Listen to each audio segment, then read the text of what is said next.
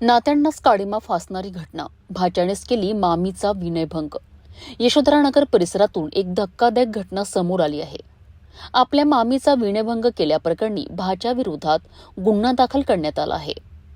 नगर police ठाण्याचे वरिष्ठ police निरीक्षक संदीप बुवा यांनी दिलेल्या माहितीनुसार ही घटना यशोधरानगर पोलीस ठाण्याच्या हद्दीत घडली आहे.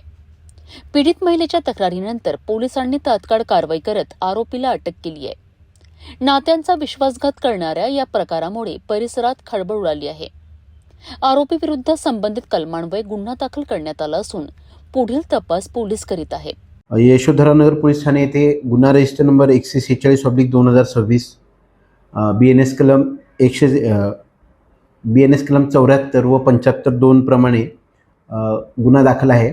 सदर गुन्ह्यातील पीडित फिर्यादी या पांडे वस्ती मनीराम किराणा दुकान येथे त्यांचे पती, 2 मुले, सासू तसेच त्यांची मोठी नणंद व तिची 2 मुले त्यापैकी एक मुलगा आरोपी मोहम्मद अल्तमश वल्द सलीम शेख वय 30 वर्षे यांच्यासोबत राहण्यास आहे. दिनांक 15 फेब्रुवारी 2026 रोजी तसेच दिनांक 24 फेब्रुवारी 2026 रोजी यातील आरोपी मोहम्मद अल्तमश याने यातील फिर्यादी या घरी एकट्या असताना